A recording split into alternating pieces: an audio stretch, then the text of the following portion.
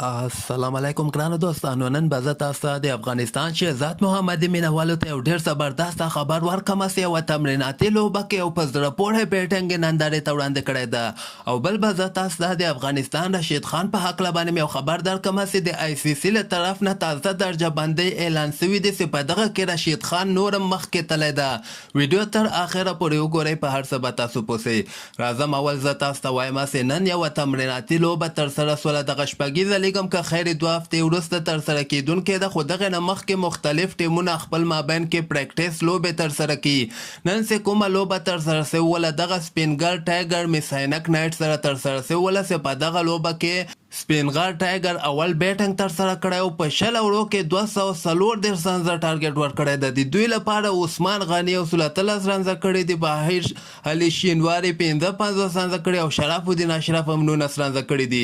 بولرانو کې محمود الله همکار 2 لوبغاړي آوټ کړي، حمزه اوتک 1 لوبغاړی آوټ کړي او ظهیر خان هم 1 لوبغاړی آوټ کړي. خو بل طرف ته شهزاد محمدي میساینک لپاره لوبېدلی او چې 79 بالو باندې 80 رنزه کړي دي. شهزاد نه علاوه په دغه لوبه کې احسان کټوازي 25 رنزه کړي او صدیق اتل هم 25 رنزه کړي. خو دغه لوبه سپینغر بیا 43 رنزو باندې ګټل، یعنې 191 ته د شهزاد دوی ټیم دغه رنزونه ورسول. خو دغه لوبه سپینغر ټایګر په 43 رنزو باندې ګټلې. داسې پریکټیس لوبه وله، خو شهزاد محمدي او عثمان غني ورکې ډېر ښه بیټنګ ترسره کړی او د عثمان غني اکثره په دغه شپږیزه کې یا داخل کې ښه ځلیږي، خو په انټرنیشنل کرکټ کې چې دی کله راسي بیا هغسې مزه نه وي. دویم خبر به زه تاسو ته د رشید خان په هکله باندې یو خبر درکوم چې د آی سی سی له طرف نه اکثره وخت کې دغه چهارشنبې په ورځ باندې درجه بندیانې اعلانېږي چې رشید خان 3یم مقام ته راغلی ده.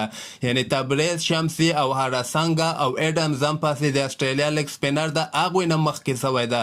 اول مقام باندې جوش هیزلوډ د اسټرالیا لوبغاړی ده، دویم باندې عادل رشید د انګلند ده او دریم لمبر باندې رشید خان ده. مخکې رشید خان 5م مقام باندې خو 2 درجې رشید خان ترقي کړې ده. او که خیر د افغانستان چې کله شروریزې لوبې نور هم ترسره کړي نو رشید خان به اول مقام ته ډېر زر که خیر ورسیږي.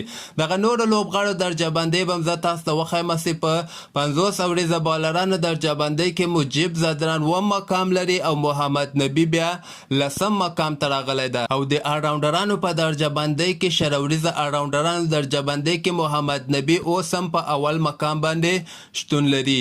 همدغسې تازه خبرو لپاره تاسو دغه چینل هم در سره سبسکرایب کولی شئ.